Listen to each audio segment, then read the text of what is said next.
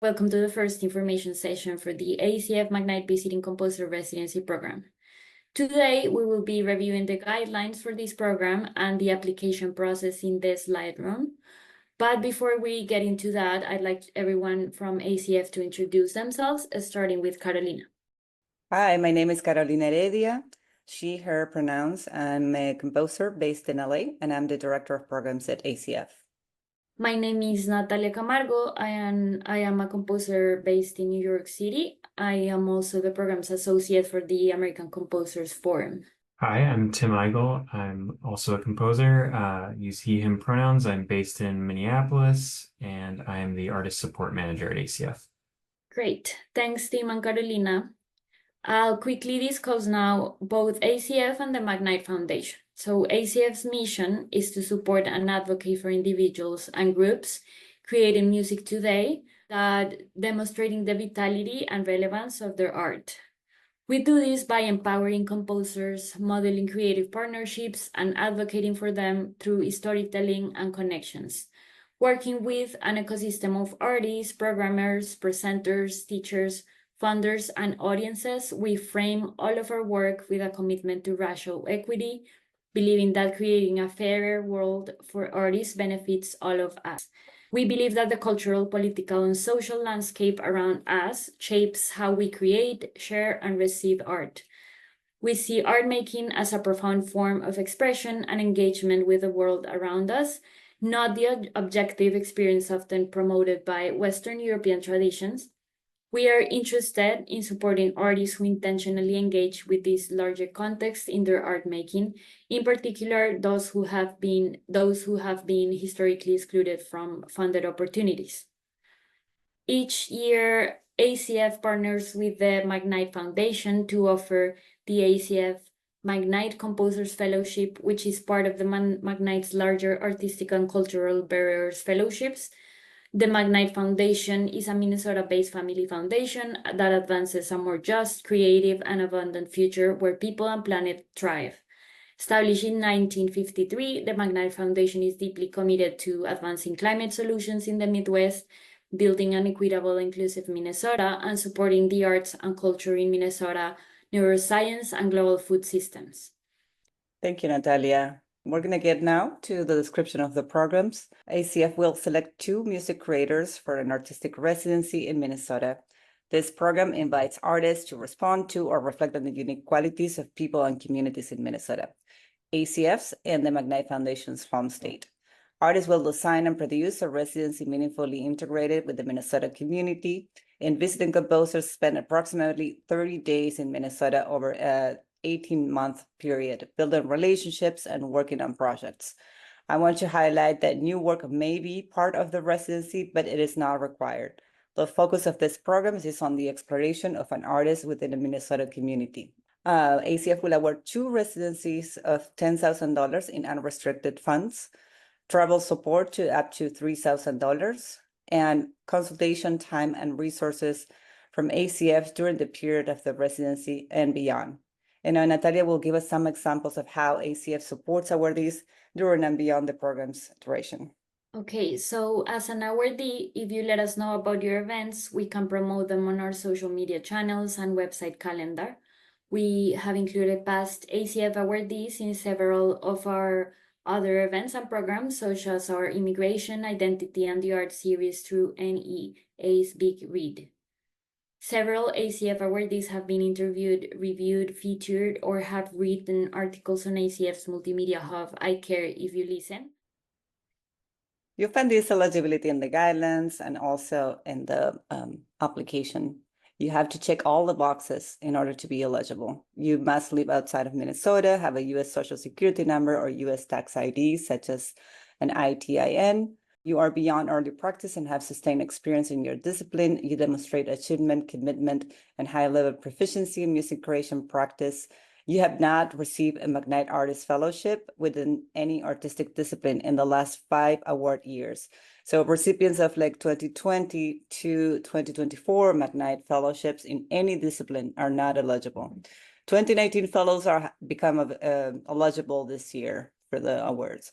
Past fellows can search the McKnight Artist Fellowship webpage to confirm the award if necessary. And you have not applied to a McKnight Artist Fellowship in any artistic discipline within the past year. So I have to clarify this. There are several partners that work with the McKnight Foundation in different disciplines. We are not connected as we go through the review process, but if you are applying to more than one for a cycle, you wouldn't be able to take those two awards. And so since our cycle is a little earlier than many of our other partners, you must have this into consideration. You're not staff board or immediate family of the McKnight Foundation or fellowship administrative partners, including ACF. Again, there's a list of all partner organizations. Lastly, you are not enrolled full-time in an academic program. Just low residency MFA students and PhD and DMA candidates who have completed all requirements except the dissertation are not considered full-time students, so they are eligible. And now let's talk about how the selection process unfolds. Review partners for music creators, artists, and or advocates are selected for their familiarity with diverse musical approaches and will review applications and select fellowship recipients. For us, this is a very important part of our work. We take the time and effort to ensure panelists understand the responsibility of being in that role and making decisions shaping our fields present.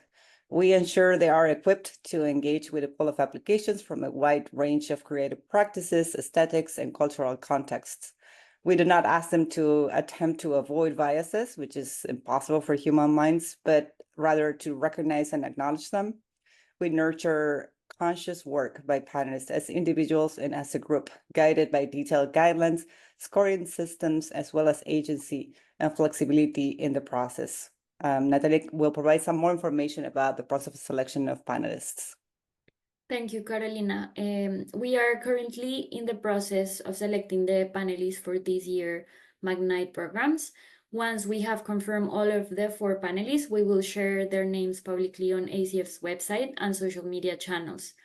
As part of ACF's process in selecting artists to serve on our panels, we make sure that the panelists align with ACF's values, are diverse in identities, geographical location, musical aesthetics, and musical approaches, are open-minded and can consider other perspectives, have the capacity to acknowledge their biases, and have the ability to step out of themselves and see things for what they are.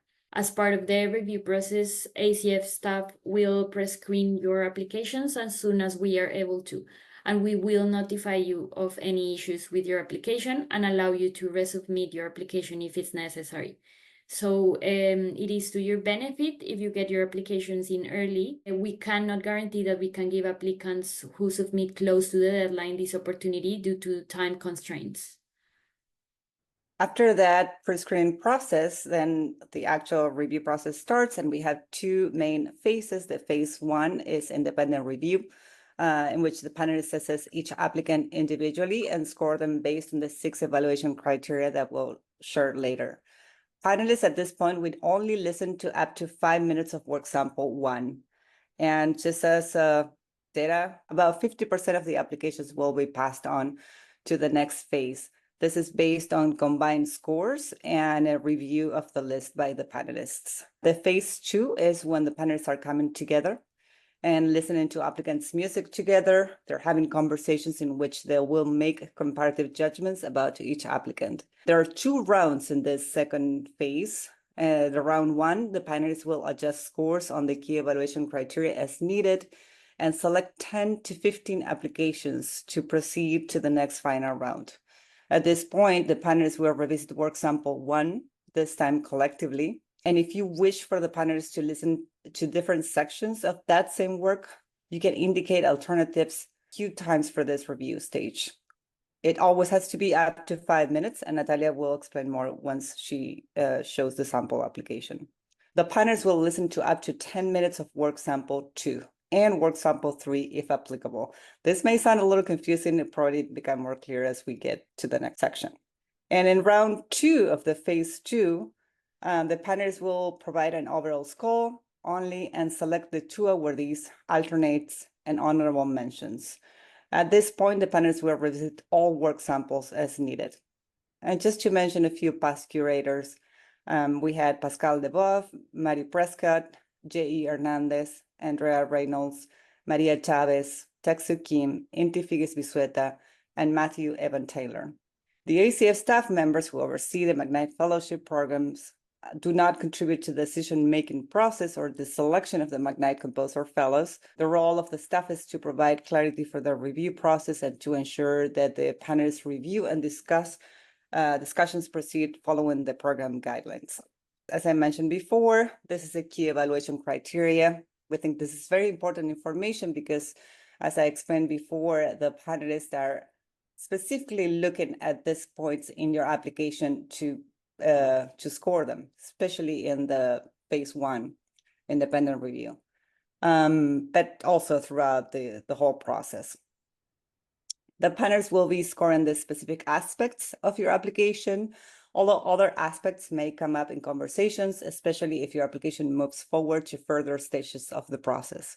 Panelists will be assigned scores of 1, 4, and 10 only, and are asked to provide comments that accompany those scores to add context. It is important to remark that part of the panelists' training process consists on finding agreement on their own definitions for some of these criteria, exploring their own preconceptions, and shaping the details of the criteria that will be used for review and scoring of this program's application. That means that every year, 4 new panelists, some of the definitions of the criteria may change. We have no control over that. It's just part of like the diversity of experience that we all have. But again, it is essential that you are addressing these 6 points like very clearly in your application.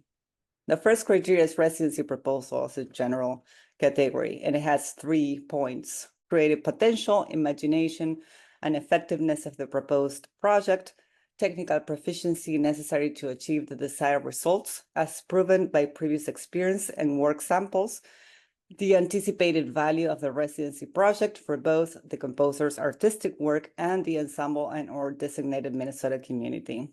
And the second category is assessing the beyond early practice requirement by the McKnight Foundation, and this will be based on the presence of a significant body of work, creative achievement, and sustained contribution to their artistic field.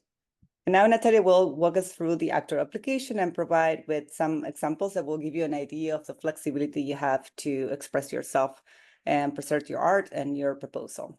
First, you will have to go to American Composers Forum slideroom.com. You're gonna select the desired program. The first page is for your personal information, including your name, address, and email address. You're also gonna have the opportunity to put some links here if you desire.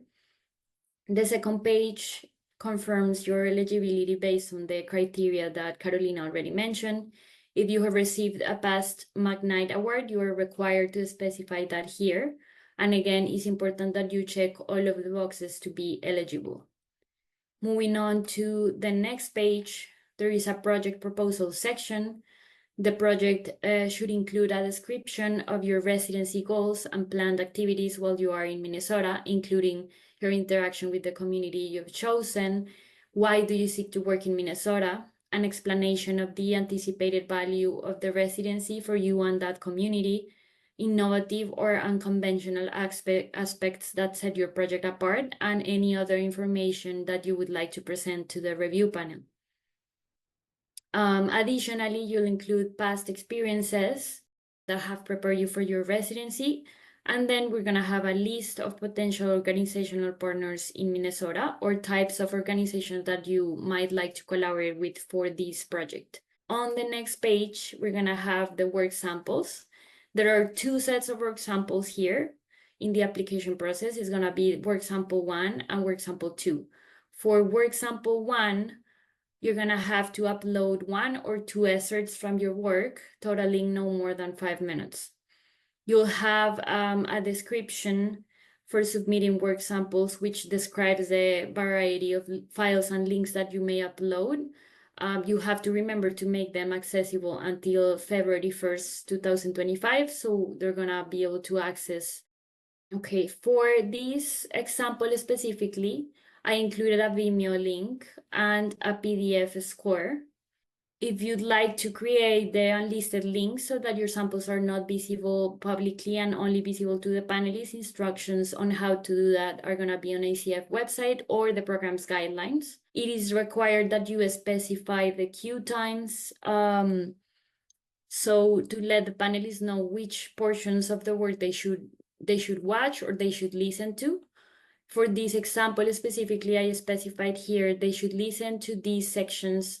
Optionally, you may also instruct the panelists to listen to different 5-minute portions of work sample 1 during the second phase of the panel review, as I did with this example right here. You have the option right here, this is the PDF, but you have an option here to upload a web link that is going to be a larger file if you want to upload more information on the specific sample. For each work sample, you're asked to include the title, the duration, the year written, the names of performers, and instrumentation. If the duration or instrumentation is open or free, you may also specify that here. You are also asked to write a description right here. We recommend that this description describes a little bit of how the body of work relates to your vision as an artist and also how it relates to the proposed project. The process for work sample number 2 is slightly different. It can be up to 10 minutes long. Alternatively, you can submit a shorter work sample 2 and use a work sample number 3 as complementary to reach the total of 10 minutes. For work sample 2, I attached this YouTube link and a Google Drive folder with multiple files. In this case, the uploaded work does not have a score, so that's why I attached this to show you kind of a different example of how you can upload these links. Notice that all of the files of work sample number 3 are optional again, as you may submit 2 distinct work samples. In this example specifically, I included a total of 5 minutes on sample 2, and then I included a complementary work sample that is also 5 minutes for a total of 10 minutes. During the review, the panelists would listen to both of these excerpts, the work sample 2 and 3, so it's gonna be complementary. Let's move on to the next page. We're gonna have questions of how you found out about this opportunity and if you attest that you have read and agreed to the McKnight community values and the fellowship application guidelines. And then if we move on to the final page, we're gonna see the demographic form. ACF collects this information in order to get a sense of what communities we are reaching and whether we are meeting our equity goals, as well as to provide funders with information they request. Here you have 3 options. You may share your demographic information with panelists, or fill out an anonymous Google form, or do neither of those things. So if you say, yes, I want the curators to have access, you're gonna fill all of the information right here. If you say no, you can have the option of going to this link and you're gonna see a demographic form that is not gonna collect any of your personal information. And if you don't wanna do either of these, you can say no and just move on to the last section. The final section here, you're gonna have an option to click here and you're gonna be able to see all of the application. You can check here the information, all of the links. Make sure that you check that the drive links or any type of links are working. Check all of your PDFs and all of the information. And then once you're ready, you can go close and submit right here your application. Thank you, Natalia. I wanted to share a few comments about the sections of this application. Project proposal and the past experience that are relevant to the residency are obviously essential parts of the application. And since there is no space here for an artist statement or perhaps like a resume or something more specific about your previous experience, just as an artist in general, those are aspects that you can include in these sections. And again, always I have the key evaluation criteria next to you to make sure that you're addressing the kind of things that the panelists may be wondering. What happens sometimes when panelists cannot find that information in the application is that they have to score it low because they're not supposed to be making too many assumptions. They're supposed to be working with the information that you give. So links to external websites are useful, and they actually go and see them. So just make sure that every little thing that you include here will be reviewed. What else did I want to mention? Work samples. We mentioned that in the phase 1, the independent review, panelists are only required to listen to work sample 1. And while if they're interested, they may just go ahead and listen to other work samples. That may not happen. And so I always suggest that work sample 1 is your best work.